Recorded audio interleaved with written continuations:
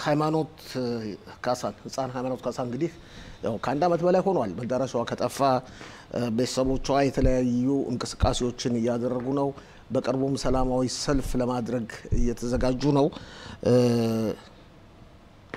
እንዳነጋግረዋለን እንደተለመደው አባትየው አቶ ተስፋዬ ጤና ይስጥልኝ አቶ ተስፋዬ ጤና ይስጥልን አቶ ፋሲል እንዲሁም ተመልካቾች እንኳን አደረሳችሁ ማለቱ ከባድ ነው ግን ያው ዛሬ በእናንተ አካባቢ በጽፋት አካባቢ የፑሪም በዓል እየተከበረ ነው ፑሪም በዓል የልጆች በዓል ስለሆነ ሃይማኖትን የምትዘነጋበት ቀን እንዳይሆን ነው ዛሬ አንተንም ለማነጋገር የወሰን ነው ሌሎቹስ ልጆች እንዴት ናቸው አቶ ተስፋዬ ተመስገን ነው አቶ ፋሲል ራሳ አምጣ እንግዲህ ምን ይባላል ከባድ ነው ያለው ሁኔታ ግን ያው ተመስገን ነው የሚባል ቢያማርሩት የበለጠ ይመጣል እንዴት ያደረጋችሁ ነው ዝግጅት ያደረጋችሁ ነው ሰላማዊ ሰልፍ ለማድረግ ሌሎችንም እንቅስቃሴዎችን ለማድረግ አዎ አሁን አቶ ፋሲል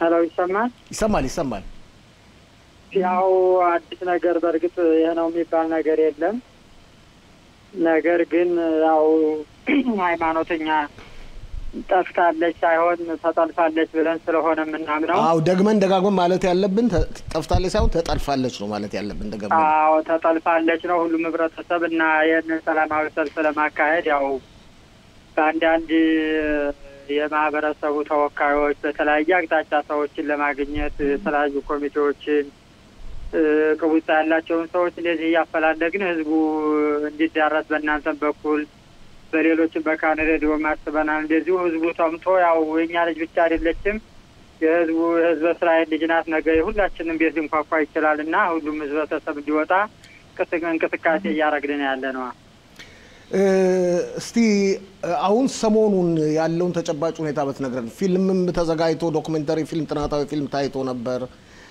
ምናልባትም ፖሊስም ሆኑ ሌሎች የሚመለከታቸው የጸጥታ ኃይሎች መንገዱን የፍለጋውን መንገድ ይቀይራሉ የሚል ግምት ነበር ምን የተለወጠ ነገር አለ በዚህ ወቅት እኔ ይሄንን ሴሪየቱን ተከትሎ ፊልሙን ተከትሎ የመርማሪው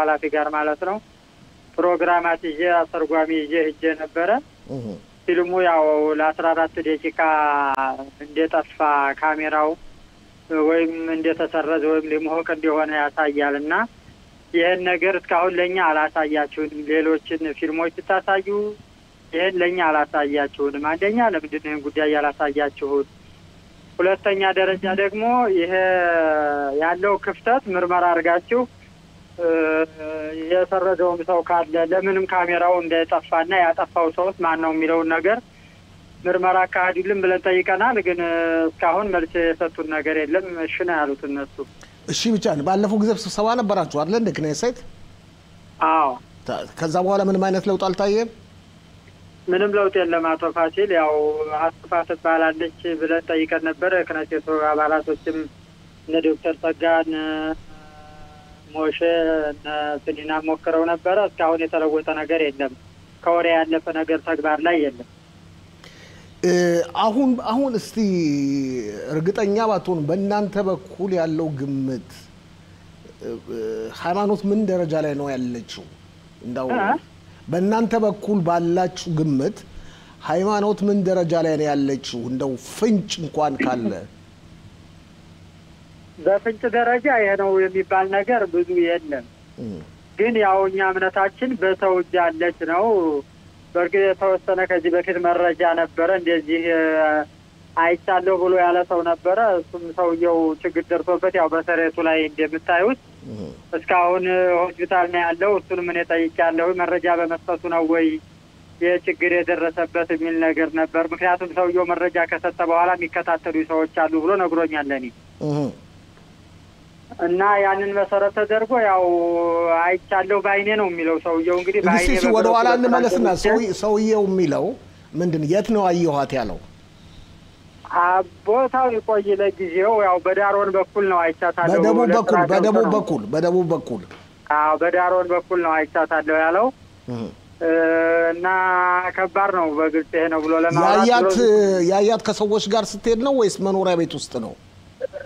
ታግታ ነው ያያት፣ ቤት ውስጥ ታግታ። እሱን አይታ ኢትዮጵያ ምሽ በሃይ ብላ ስትወጣ መውጣት የለብሽም ግቢ ብለው ሩጠው ጠባቂዎች ነበሩ፣ በካሜራ አይተው ሩጠው አስገቧት ነው የሚለው። እና ከዛ በኋላ ሰውየውም ችግር አጋጠመው። ሰውየው ያው በመጠጥ በኮላ አድርገው ሰጡኝ ነው የሚለው። እኛ አጋጣሚ ሰውየው እሱ ቤት እንደገባን ለሁለተኛ ጊዜ በዚያን ሰዓት ነው ወድቆ ስራ መጥቶ እንደወደቀ ወዲያው ወደ ሕክምና እኛ ነን አምቡላንስ ያዘመንለት። እናንተ ራሳችሁ? እኛ ራሳችን ነው። ሆኬር ፍራቴ ልጅም እዚያው አካባቢው አንድ ፖሊስ ይዘን ነበር፣ እዚያው እሱ አለበት አካባቢ። ያው ሰውየው ሆስፒታል እስካሁን ድረስ አልወጣም። በመተንፈሻ ነው እንግዲህ ወደ 3 ወር እየሆነው ነው። የቆየ ነገር ነው። ገባኝ። አሁን እስቲ ስለ ሰላማዊ ሰልፉና ስለ ዝግጅቱ ለተመልካቾቻችን እስቲ ማብራሪያ ብትሰጥልን። እና አቶ ፋሲል በቅድሚያ እናንተን አመሰግናለሁ። በየጊዜው እንደልጃችሁ አይታችሁ ሃይማኖትን ስለምታስታውሱ ለህብረተሰቡ ያለችበትንም ሁኔታ ስለምታሳውቁልን እጅግ በጣም እናመሰግናለን። ከዚህ በተረፈ እንግዲህ ለሁሉም ህብረተሰብ የምለው ነገር ሰላማዊ ሰልፍ አለ በ25 3ኛ ወር 2025 ዓመተ ምህረት በዚህ ወር ማለት ነው፣ ወይም በሚቀጥለው ማክሰኞ ማለት ነው። እና ህብረተሰቡ በሰላማዊ ሰልፉ ላይ 3 ዋና ዓላማዎች አሉት። አንደኛው ትፊላ የጸሎት ፕሮግራም እናካሄዳለን በዚያ ሰዓት ላይ ራባኖችም ቄሶችም እንዲገኙልን። ሁለተኛ ደግሞ ያው የተለያዩ ማስረጃዎች አሉ። ሃይማኖት በህይወት ያለችበት ቦታ ባትገኝም ሃይማኖት አልጠፋችም፣ ተጠልፋ በሰው እጅ ነው ያለችው። ያያትም ሰው በተጨባጭ ስላለ እና እሷ ሀቱፋናት ተብላ ምርመራው እንዲቀየርና የተለያዩ ቴክኖሎጂዎች እንዲገቡበት፣ ሶስተኛ ደረጃ መርማሪ እንዲቀየርልን ነው። ከዚህ ከሲቤሪያ ካለው መርማሪ ጣቢያ 1 ዓመት ከምናምን በሙሉ ምንም ለውጥ ስላላመጣ ወደ ተሻሉ ፖሊስ ደረጃዎች ወጥተው የተሻሉ ቴክኖሎጂ እንደነ ሻባካ ያሉ ገብተው ልጃችንን ከታገተችበት ቦታ እንዲያወጡልን 3 ዓላማዎች አሉና ህብረተሰቡ ያው እዚህ በፊትም ድጋፍ አልተለየንም። በገንዘብም በሀሳብም በጸሎትም በሁሉም ነገር ከጎናችን ነው ያለው። አሁንም ቢሆን ሀይሚ እስካልተገኘች ድረስ ሀይሚ የኔት ልጅ ብትሆን ምን ነበር የማደርገው ቁጭ ብዬ ያለሁ ወይ ብሎ ህብረተሰቡ፣ ምክንያቱም ዛሬ የሰው ልጅ ችግር እንደሚያጋጥመው አይታወቅም። ዛሬ እኛ ቤት ተንኳኩቷል፣ ነገ ደግሞ የማንኛችንም ቤት እንደማይንኳኳ ዋስትና የለንም። ችግር አይነቱ ሊቀያየር ይችላልና ነገም ሁላችንም ላይ ሲደርስ አልተባበርን አንድ የሆነ ድምጻችንን ከፍ ካላደረግን ሀይሚ ጠፍታ ልትቀር ስለምትችል ሁላችሁም በዚያን ቀን የአንድ ቀን ስራ ምንም አይደለም፣ ሰው ታሞም ይውላልና በዚያን ቀን ሁሉም ህብረተሰብ ተገኝቶ በኢየሩሳሌም በክነሴት ድምጻችንን ከፍ አድርገን ሃይማኖት አትውፋ ብለን ሃይማኖት ተፈልጋ እንድትገኝ ድምጽ እንድንሆን ስል በእግዚአብሔር ስም ማሳሰብ እፈልጋለሁ። እስካሁን ድረስ እንግዲህ ባለፈው ጊዜ ቀነ ቀጠሮ ይዛችሁ በአየሩ ጸባይ ሁኔታ ለወጣችሁታል፣ ለፊታችን ማክሰኞ አድርጋችሁታል። አስፈላጊውን ዝግጅት እያደረጋችሁ ነው። አሁን ሰዎች ይደውሉላችኋል፣ እንተባበራለን የሚሉ ያነጋግሯችኋል? አዎ ብዙ ሰዎች ይደውላሉ አቶ ፋሲል። እንደውም አውቶቡስ ሁሉ ራያ አካባቢ የሚሰሩ ሰዎች አውቶቡስ ሁሉ ያዘመኑልን አሉ። ለምሳሌ ወደ ኦሮ ይሁዲያ ሌሎችም አሉ። እንደዚህ በራሳቸው ተነሳስተው አውቶቡስ ራሳችን አዘጋጅተናል ብለው ያሉም አሉ። ከጽፋትም ደግሞ መርካዝ ቅሊጣው አንድ ያዘመነልን አንድ አውቶቡስ አለ።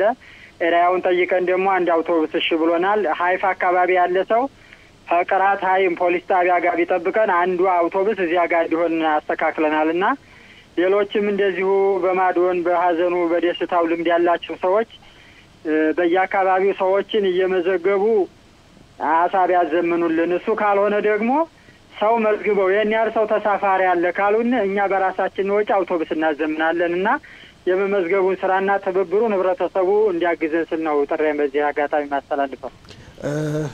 አቶ ተስፋ ያመሰግናለሁ። የምጨምረው ካለ ከማጠቃላችሁ በፊት? አመሰግናለሁ አቶ ፋሲል። ሌላ የሚጨምረው የለኝም። ያው ሁሉም ህብረተሰብ እንግዲህ እንዳይረሳ፣ ችግሩ ከባድ ነው። እውነቱን ለመናገር ከባድ ጊዜያትን ነው እያሳለፍን ያለ ነው። ህይወታችን ምስቅልቅል ብሏል። እና ሁሉም ህብረተሰብ ችግራችንን ተረድቶ ልጃችንን ፈልጎ እንዲያገኝልን። ልጅ ጠፍቶ መቀመጥ በእውነት ከባድ ነው። ሌት እንቅልፍ የለም። ዝም ብለህ ታነባለህ። እህት ወንድሞቿ የት ነው ያለችው እያሉ ይጠይቃሉ። ባለቤት አሁን ከባድ ሁኔታ ላይ ነው ያለችው። የሳይኮሎጂ እገዛ ላይ ነው ያለችው።